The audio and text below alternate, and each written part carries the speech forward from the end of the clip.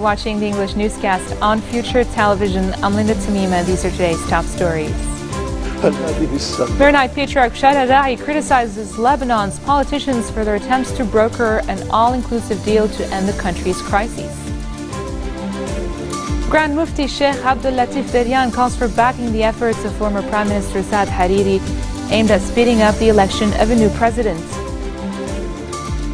And at least 2 barrel bombs hit the largest hospital in the rebel-held eastern side of Syria's Aleppo city for a second time. Maronite Patriarch Shada Dahi has criticized Lebanon's politicians for their attempts to broker an all-inclusive deal to end the country's crises. During his Sunday sermon, Dahi said such an agreement would strip the president of his rights without mentioning which deal he was referring to. Just a reminder that leaders have been unable to elect a president for over 2 years since Michel Sleiman's tenure ended in May of 2014. Parliament Speaker Nabih Berri has for months urged a compromise over the country's pressing issues, including the election of a head of state, the adoption of a new electoral law for legislative polls, and the formation of a new cabinet. The Patriarch last month said the decision to elect a new Lebanese head of state was in the hands of foreign players, adding that national leaders have given up on this responsibility. Grand Mufti Sheikh Abdul Latif Daryan has called for backing the efforts of former Prime Minister Saad Hariri aimed at speeding up the election of a new president, while warning against staging any street protests during this period.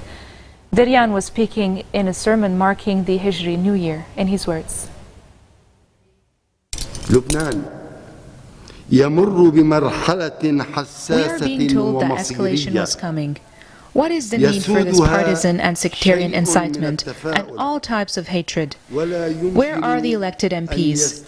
Why don't they head to Parliament to elect a president? We wouldn't want Lebanon to become like other countries in the region. Therefore, the situation cannot continue as it is. The consultations and contacts that former Prime Minister Saad Hariri is conducting are a source of hope, and we hope these visits will lead to solutions to all issues topped by the election of a president. I urge Lebanon's leaders to back these efforts that are in the interest of the country and its citizens. The situation cannot bear any security or economic deterioration. Each of Lebanon's politicians wants to solve things their own way, but they must remain united. It is unacceptable to continue jeopardizing the fate of the country. The cabinet must convene and national dialogue must be resumed no matter the circumstance. Resigned Justice Minister Ashraf Rifi has vowed to provide his hometown of Tripoli with round-the-clock electricity as part of a plan to pull the northern city from poverty.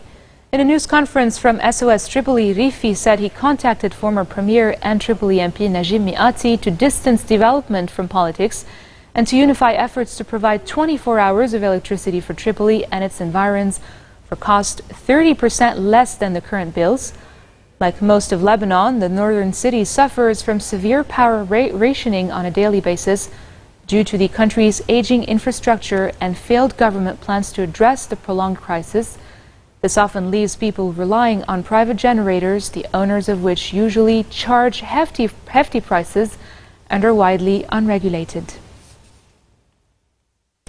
A fire broke out at a clothing store in the southern city of Sidon, injuring 1 person.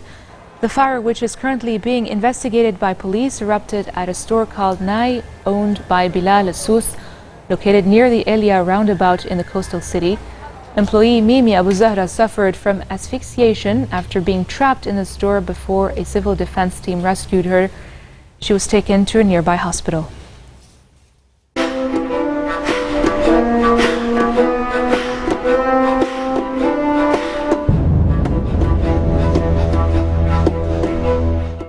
At least 2 barrel bombs have hit the largest hospital in the rebel-held eastern side of Syria's Aleppo city, according to the medical organization that supports it. The facility, known as M10, had already been hit by heavy bombardment on Wednesday, along with the second largest hospital in the area in what Ban Ki-moon, the UN Secretary General, denounced as war crimes.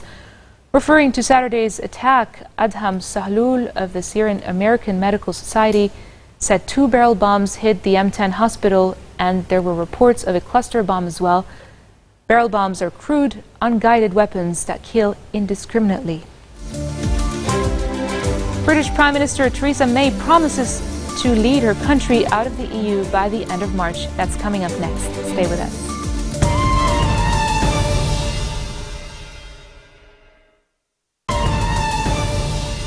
Welcome back. Republican presidential nominee Donald Trump closed out a rough week for his campaign by escalating personal attacks on Democrat Hillary Clinton, questioning her stamina and saying she should be in prison for her handling of classified emails.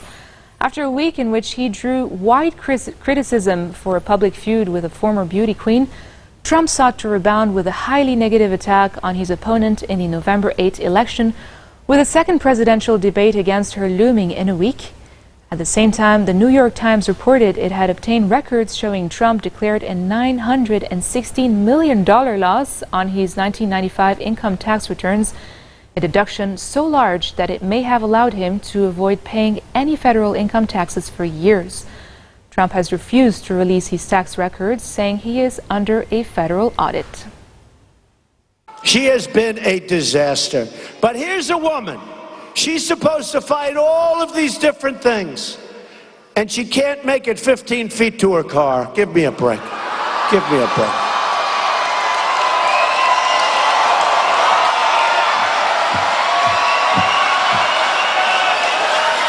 Give me a break. She's home resting right now. She's getting ready for her next speech, which is going to be about 15 minutes, and it's going to be in 2 or 3 days. Folks, we need stamina. We need energy. We need people that are going to turn deals around. Hillary Clinton's only loyalty is to her financial contributors and to herself. I don't even think she's loyal to Bill. You want to know the truth.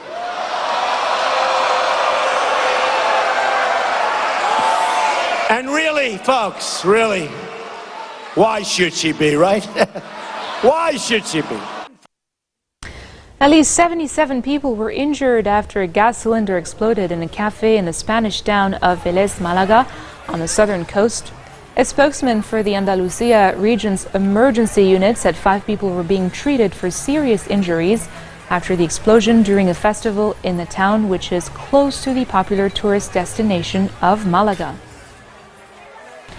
Hungarians began voting on a referendum over European Union plans to relocate refugees and migrants among member states.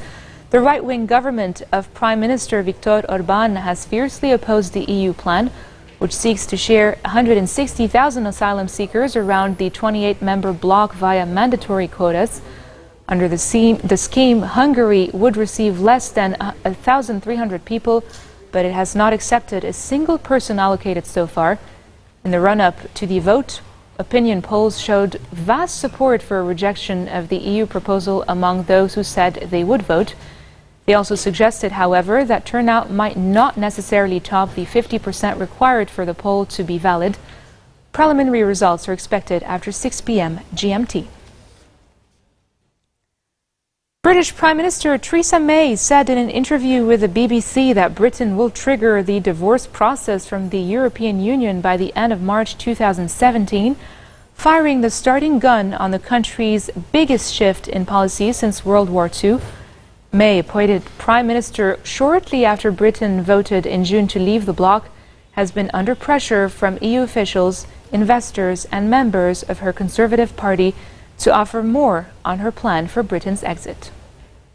You are announcing today this great repeal bill. Can you start off by explaining to people exactly what it means? What we're doing with the Great Repeal Bill, what we will be doing, is repealing that European Communities Act. That means that the United Kingdom will be an independent sovereign nation. It'll be making its own laws. All of those become British laws. What will happen is we will take European law into UK law. Then because we will then be independent and sovereign in relation to this, we will be able to decide on those laws. Parliament will be able to decide whether we wish to change those or keep those laws. Boris Johnson has suggested maybe early next year, kind of January, February. Donald Tusk has suggested he thinks the same thing. Are they right?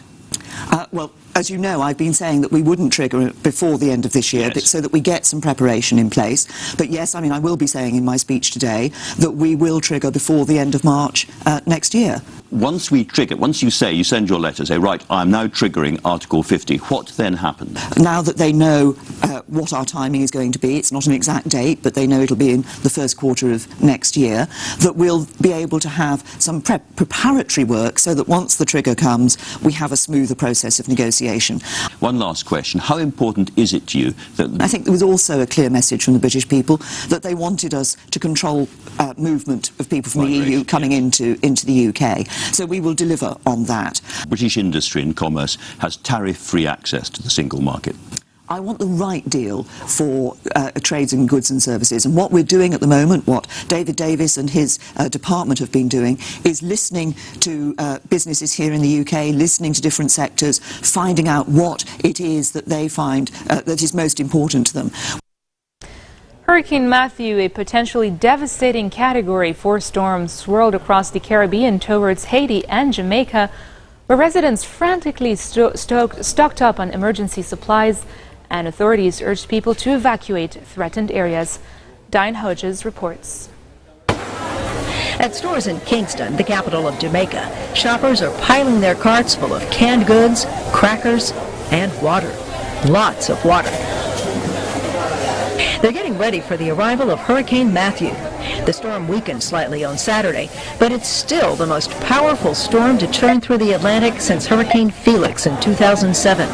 Winds are topping out at 145 miles an hour, making it a Category 4 storm, stronger than Hurricane Katrina, which devastated the U.S. Gulf Coast in 2005.